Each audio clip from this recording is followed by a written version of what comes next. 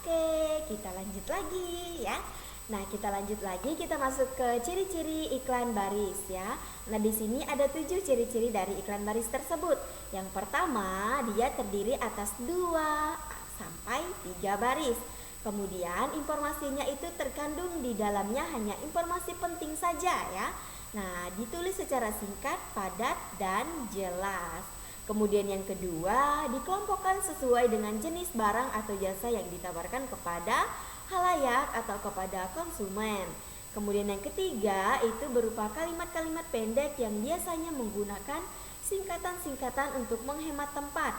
Kemudian yang selanjutnya, sebagian iklan baris dilengkapi dengan gambar ukuran kecil dan tidak berwarna. Kemudian dilengkapi dengan nomor telepon penjual untuk dihubungi oleh pembeli atau konsumen.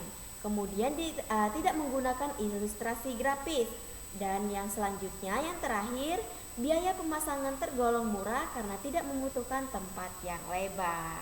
Jadi anak-anak, itu tadi adalah ciri-ciri iklan baris. Nah, anak-anak lihat di sampingnya. Nah, di sini ada contoh dari iklan. Nah, di sini ada contoh tentang iklan laptop.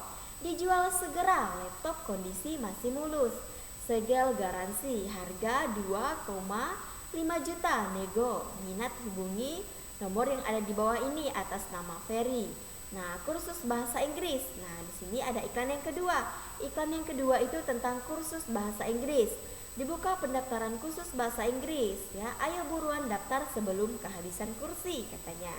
Nah, di sini ada alamatnya, kemudian disertai juga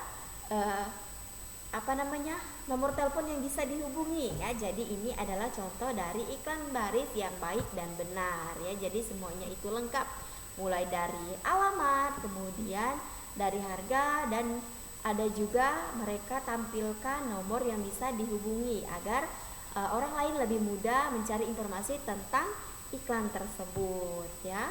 Oke, kita lanjut lagi. Nah, yang kedua itu ada iklan kolom. Nah, iklan kolom di sini, iklan kolom itu adalah iklan yang pemuatannya memanfaatkan beberapa bagian kolom dari hasil surat kabar. Nah, di sini ada beberapa bagian dari halaman surat kabar itu tadi. Nah, ciri-cirinya ada 3. Ciri-ciri yang pertama, dia terdiri atas ilustrasi, gambar, foto atau bagan, dan kata-kata. Kemudian yang kedua, ukurannya lebih besar daripada iklan baris. Bahkan ada yang penuh 1 halaman koran. Kemudian yang kedua, dia berisi penawaran, ajakan, dan bujukan untuk membeli produk atau barang yang ditawarkan. Kemudian bisa juga berupa iklan berisi atau iklan pribadi atau keluarga yang berisi misalnya pernikahan, ada berita duka cita atau ucapan terima kasih. Jadi anak-anak itu tadi tentang ciri-ciri kolom.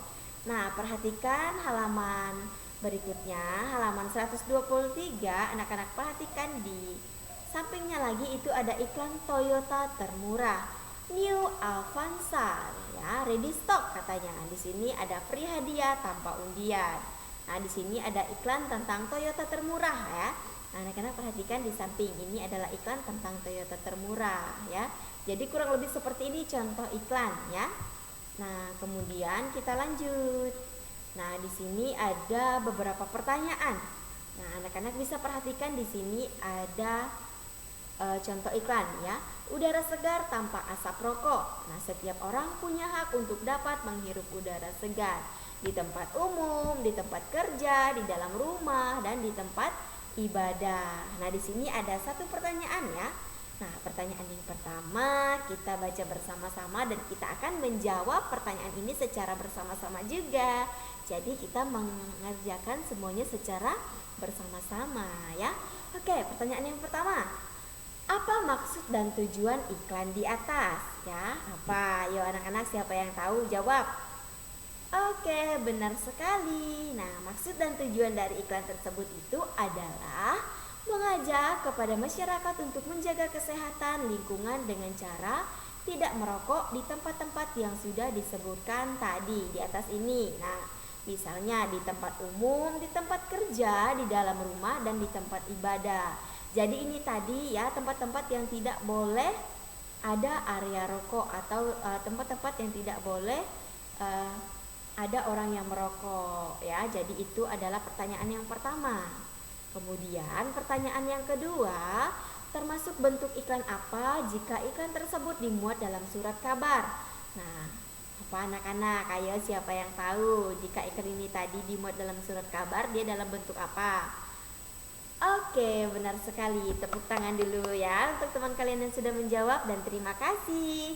Jadi anak-anak jawabannya itu adalah iklan ini tadi ya, iklan tersebut termasuk ke dalam bentuk iklan kolom ya, seperti pada ciri-ciri yang sudah ada di iklan kolom tadi. Kemudian kita lanjut lagi. Pertanyaan yang selanjutnya, jelaskan kesimpulan isi teks paparan iklan di atas. Nah, tentu saja sudah tahu ya apa kesimpulannya.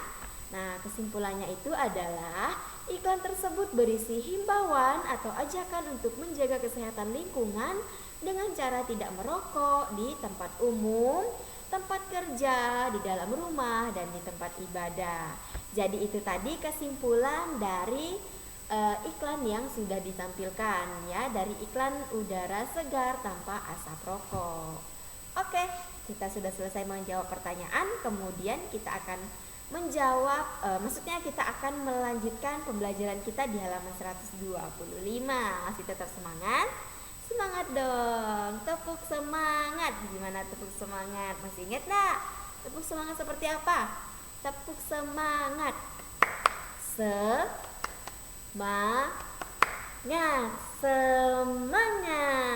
Nah, itu tadi tepuk semangat agar kalian tetap semangat ya.